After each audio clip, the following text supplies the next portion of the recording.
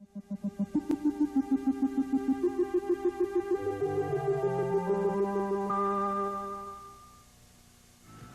I'm Mark. Do you know how to stand on your fingers?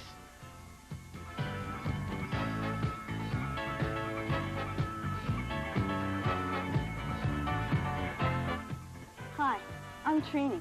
Do you know how to spin on ice? And I'm Lisa. Do you know how to make yourself seem stronger than you really are? 3, 2, 1. Contact is the secret. It's the moment when everything happens. Contact is the answer. It's the reason why everything happens. Contact. Let's make contact. 3, 2, 1. Contact. Today we're talking about forces and machines, but mostly about human force. You know.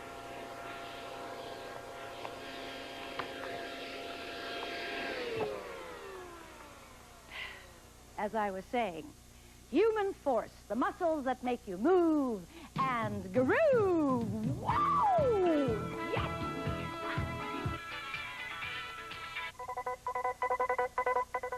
This is Force Field. Rufus is turning inland. Keep your raincoat handy and tie up all small boats. Football fans, I'm sorry to say, it doesn't look too good for the Jets game this weekend. Aw, man. Ay, bendito. Here, a flashlight and a candle.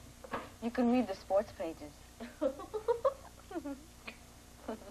You know, I think you got a thing for this hurricane. Well, you know, I think you need to know a thing or two about hurricanes. Yeah, like what? Okay. Like, during the summers, the oceans and the tropics really heat up. That water evaporates, and you get a column of hot air rising and cooling and moving northward. You know what? What? I think you ought to take Force Field's job. Oh, come on. Anyhow, sometimes a whirlpool of air develops. Now, if the winds reach 74 miles per hour, you've got a hurricane. You mean like this? I always knew you were full of hot air, Mark. Whoa. Hey, Mark, did you ever try spinning like that on skates? You've got to be kidding me. It works the same way. Come here. You change your speed by changing the shape of your body. Now, fold your arms like this. Okay. All right? I'm going to turn you really hard. Now, out for slow, in for fast. Slow, fast, there. Slow, fast.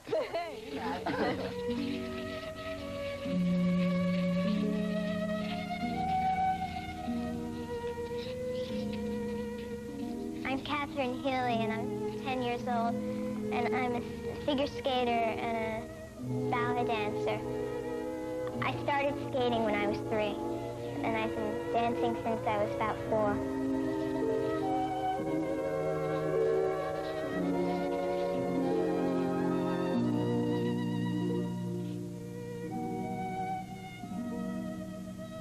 I warm up before I skate so that my muscles are warm. Warmer muscles stretch out better than cold ones, and that protects me from injury because it's very cold out in the ice.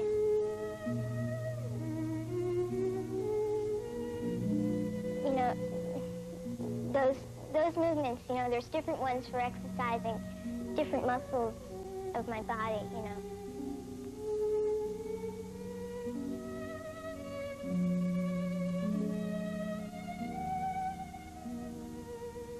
Like plies, you know, will stretch tendons in the calves, you know, and like, you know, when I do kicks, that loosens up, you know, my legs sort of.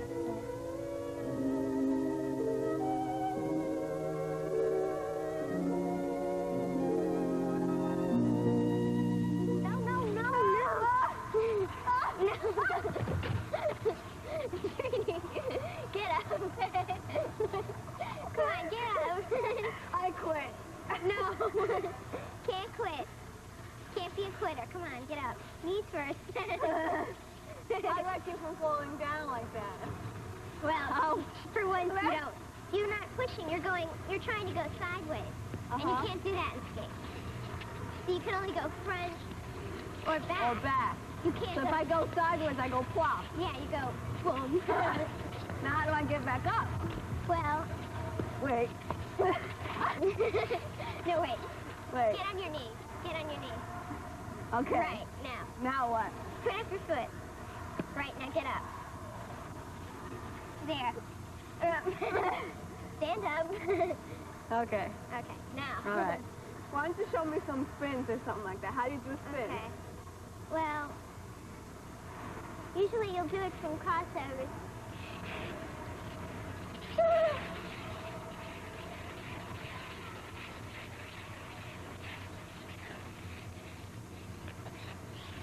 You have to pull up and spin. You have to pull Up. up. Yeah, you have to pull Oh, up so your you body. have to, how do you make yourself turn? Well, you pull in. You have to keep everything tense, and then you pull Why do you have to pull your arms in? to make yourself turn. It sort of makes it go around. You know, like a top and how it spins. And I'm all bundled up. Yeah. So if I open myself out, Uh-huh. I'm just going to stop. Oh, it definitely makes you stop. Yeah. And this makes you spin. Yeah. How do you make yourself go faster?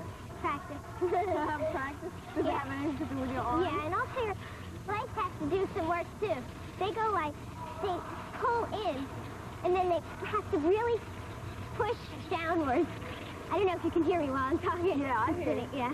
I mean, you know, because it turns Yeah. out. This is I saw you skating really fast. How did you stop yourself from skating so fast? Well, there's a way that you can do it, you know.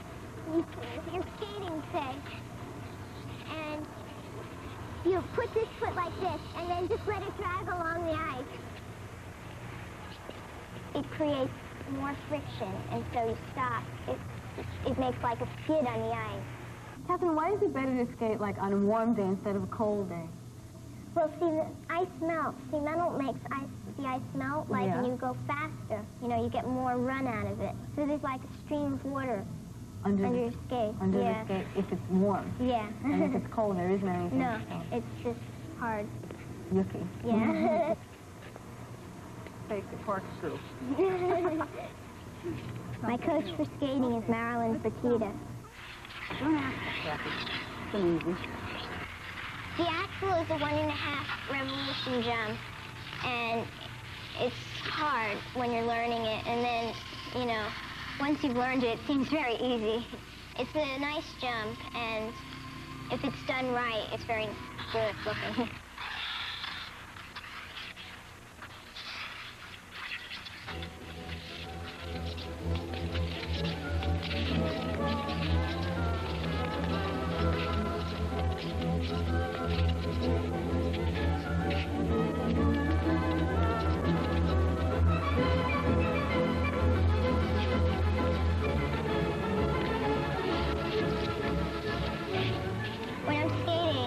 When I'm jumping, I feel like a bird. It feels like you're flying, and you know, it looks like you're free.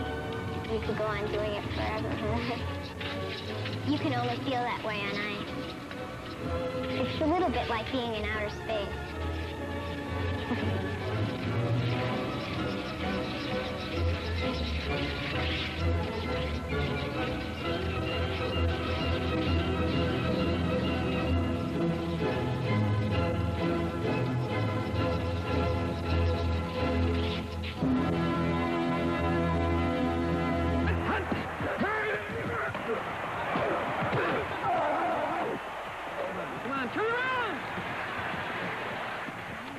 Boy, you can see why football is called a contact sport. Uh-huh.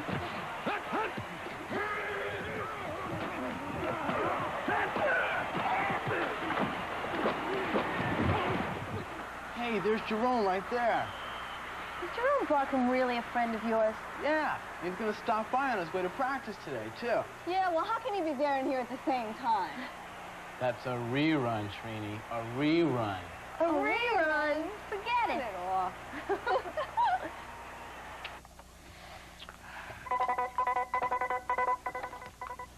all you hurricane watchers. This is Force Field with an update on Hurricane Rufus. Rufus is still moving in this direction. We can expect rains and gusting winds tomorrow.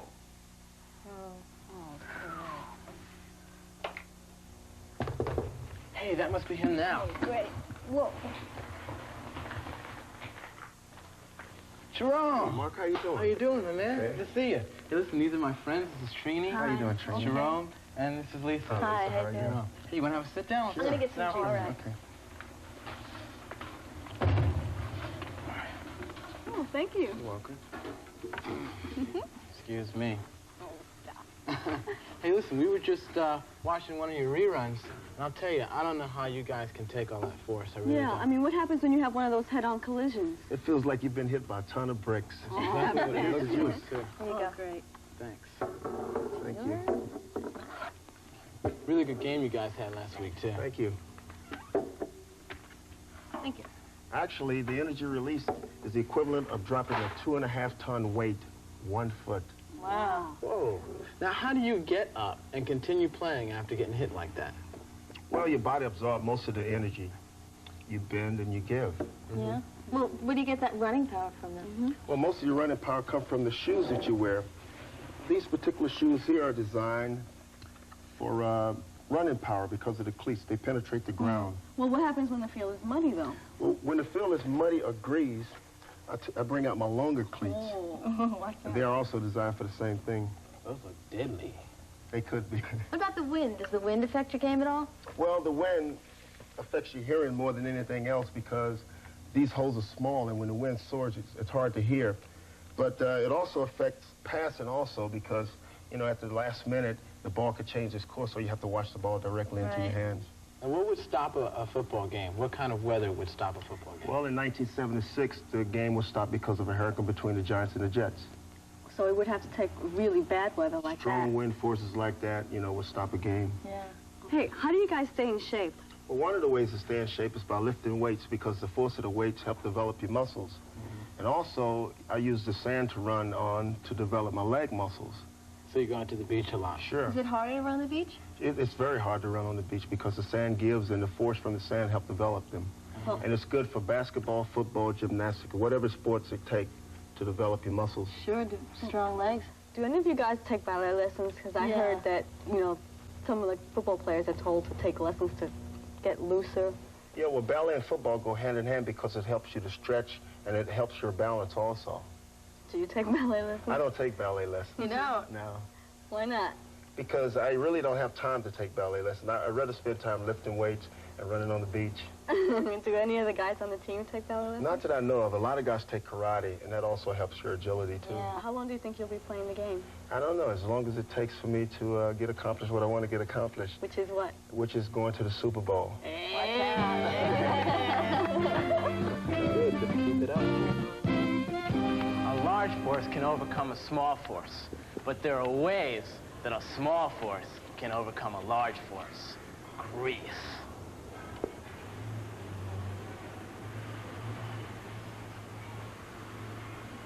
Now, it's obvious that Sam here is a lot stronger than I am. But I'm gonna challenge him to a tug-of-war anyhow, and I'm gonna beat you. No, you're not, and you got a match. Right. Okay, Sam. You take this end of the rope here. I'm gonna go down that end. Now, first man over this gray line loses. You ready? Yeah, I'm ready. All right. Whoa. Let's go.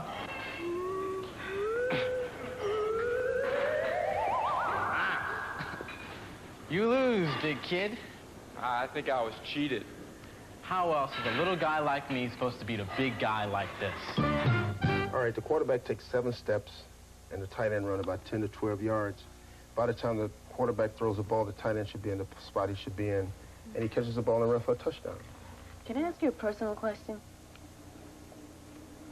I don't have to answer that, do I? Well, I kind of would like it if you would. Well, I don't know. How much do you weigh with all your equipment and I everything? guess I should answer. I wouldn't answer that if I Oh, were come you. on, go ahead. Well, altogether, I weigh about 235 with the equipment on. You know, I bet I could lift you up on myself on that seesaw over there. Little bit of you, come on. Yeah, you don't believe me? No way. All right, you have all your equipment in here? Sure. Okay, come on, I'll show you. I gotta see. I got you. Jungle gym. Uh-huh. You're gonna lift him on that thing? Yeah, come on. This is your end, Jerome, okay? Hold on 1 second. I want to prove something to you. Would you get on there for a second? All right, I'm gonna put the bag on too. Yeah, All put right. the bag. And then you and I are gonna get on here too, all right? Right. Now look, it takes both of us just to balance Jerome. How are you gonna hold him You up? don't believe I can do it? No. Nope. I don't think so. Not a chance. Okay, wait. Could you get off, please? Okay, sure. Sure. Your funeral. Could you get off just for a second? My funeral. Watch out. What are you doing? Just watch. Would you sit down, please? Go ahead. All the way down. All the way. Okay. Okay? I'm gonna put my legs up here. Oh, all right. You're gonna make it hard on me. Huh? All right, watch. I'll get it. Oh, boy. Unbelievable. The longer you make the lever, the more you can lift. Do not underestimate the power of the force.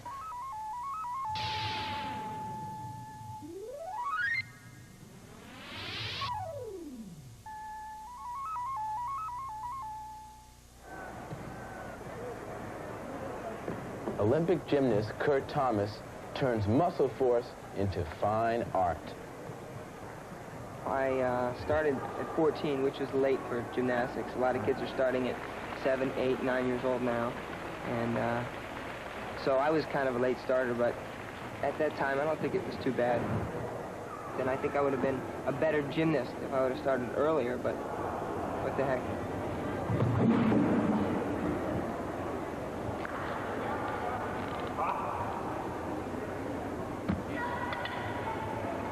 Trapezes are killing me. You do one?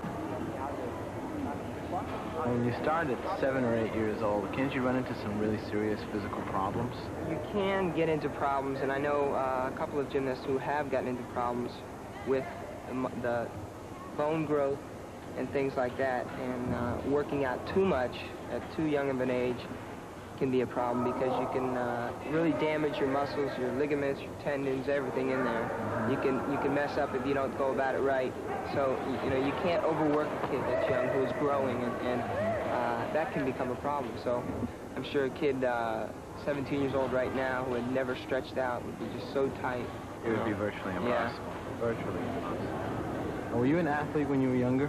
Yeah, I was always flipping and tumbling around and doing different things. I really wasn't, I didn't know what gymnastics was, but I was always, I saw circus acts and stuff like that.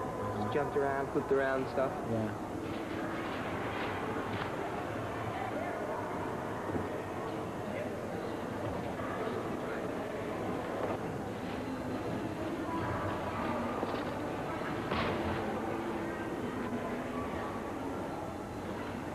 Forward. Good. I don't care how far you're up on the horse. You can go all the way up to here if you want. Straight up? Right around the horse. Get the hand back. Right after the feet clear, get your hand down. Get your hand down. There you go. Now, once this hand gets down, your feet clear here, get this hand back on it. There you go. Okay, next.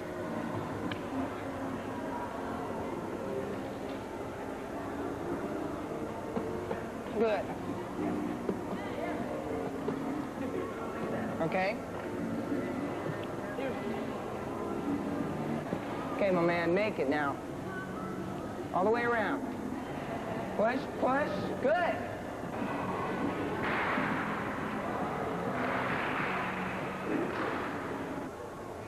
A performance like this takes years of training with a good coach. Kurt's coach, Roger Council, is a former gymnast himself. Now, when he's going around and around, I would imagine, one thing carries him into another because of the momentum of his pivot. Right. A side horser, in order to have a nice-looking performance, an aesthetic performance, should work as stretched as he can be. So Kurt endeavors to show a great deal of body extension, as if his body were one long, straight lever. Now, how does, so the kid that does a pommel horse, how does he strengthen his upper body, his upper arms? It takes a lot of strength up there. How does he strengthen that area? put your hands down by your hips, right like this. Okay, and then straighten your legs out. And I can lift you up, and now try to straighten your body out. Try to straighten your body out. Okay, now this gets the body extension, and then I let them go down backwards, and you push against, no, don't let your hips drop. Okay, now this is hard. This is going to be hard. Go back with your shoulders. Go back with your shoulders. Go back more. Go back more. Okay, go back more, and then come forward. And then I stretch them out this way. Okay. Wow. Here, when you went back this way, you felt it in your muscles in the back of your shoulder. When you went this way, it actually stretched you out through here. So you get some flexibility in the shoulder joint, and also in going back, you get some strength in the back of the shoulder joint. Yeah, I felt it right up in here. Right, and this gives you that concept of that body extension that you have to have when you work side horse. Do not. We'll make you sore for tomorrow. No. I was sore today. Yeah. You know, I'm getting old. I'm winded from helping.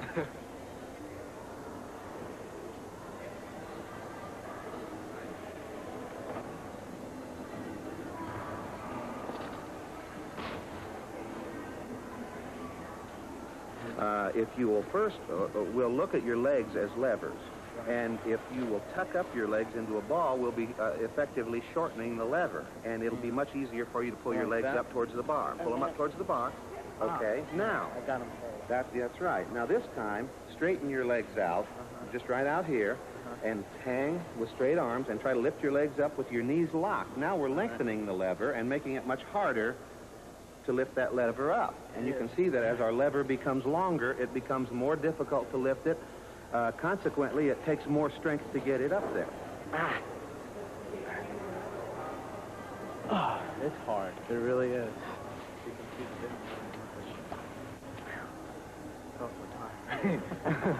You've earned your lunch. Yeah, I know what those guys are doing.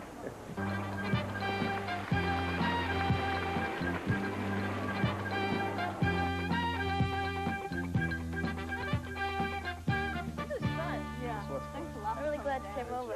Yeah. Good seeing you again. My pleasure. I'll get it. Hey, it's nice meeting My you. pleasure. Really. Take care. Yeah. Nice Bye-bye. meeting you, too. It's been real. Mark, see you I'll be again. watching the game for Thank sure. you very much. Yeah. Okay. Good Bye, luck. everybody. Take care. Bye. Hey, see you at the Super Bowl, right? Right. Yeah. Take it easy. Okay. Hey, you really neat. Good guy. Whenever there's trouble, we're there on the double. We're the Bloodhound Gang. If you got the crime, we got the time. We're the Bloodhound Gang.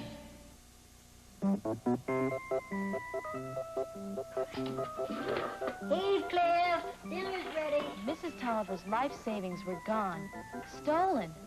Mysteriously, the burglar left with the windows and doors still locked from the inside. Kept the money hidden right here in my wedding dress. Vicky finds a clue. A weight card.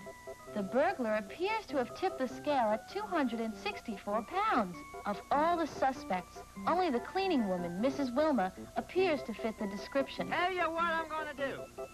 Step on the scales together and let me guess. Win 2 prizes for the price of 1 if I am wrong.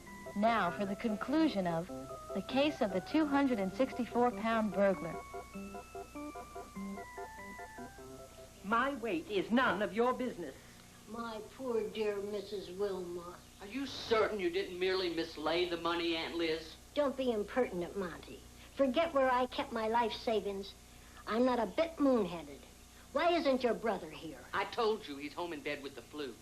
I didn't mean to embarrass you, Mrs. Wilma, but the burglar dropped an incriminating bit of evidence. A weight machine card. 264 pounds. That card was a phony. What? Dropped on purpose to throw us off the scent. Mrs. Wilma couldn't have stolen the money. I'll show you.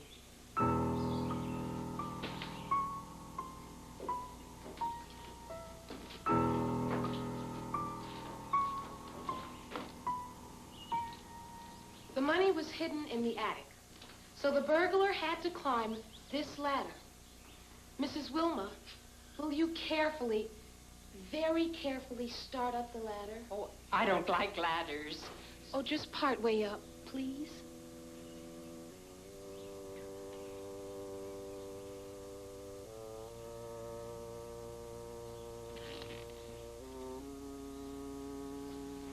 Okay, now careful on that next rung.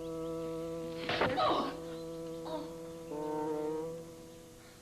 Thank you, Mrs. Wilma. That rung almost gave way under Mrs. Tolliver's weight. You couldn't have stolen the money, Mrs. Wilma. There is no 264-pound burglar. We should be looking for a thin burglar, someone skinny enough to have climbed this ladder without breaking it.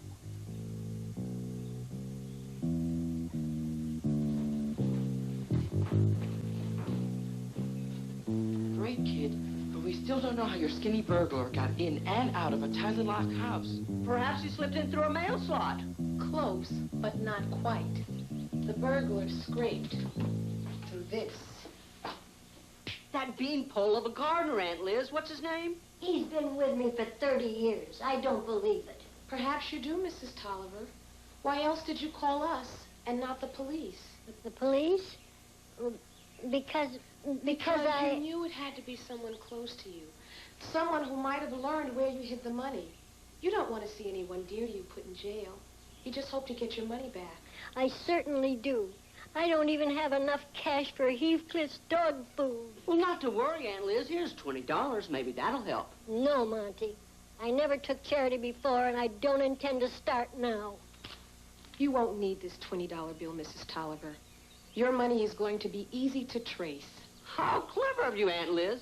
You marked the bills. I did not. Yes, you did. And the case is solved.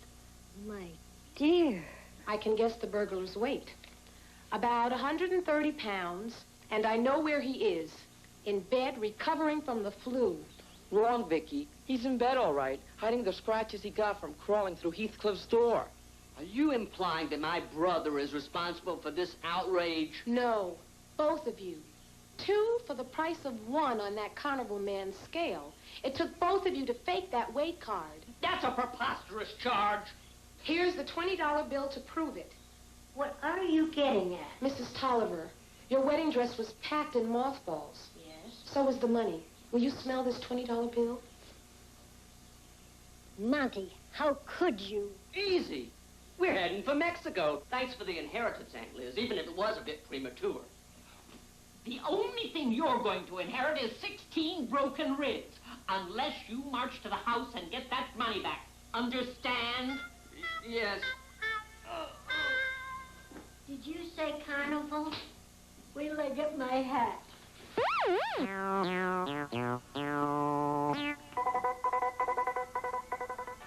This is Force Field bringing you an update on Hurricane Rufus. Rufus's frontal edge will reach us sometime tomorrow, and we can expect... 321 Contact is a production of the Children's Television Workshop. This Friday, Mr. Rogers' Neighborhood and 321 Contact will not be seen in order to bring you 16 Days of Glory, a look back at the 1988 Seoul Olympics.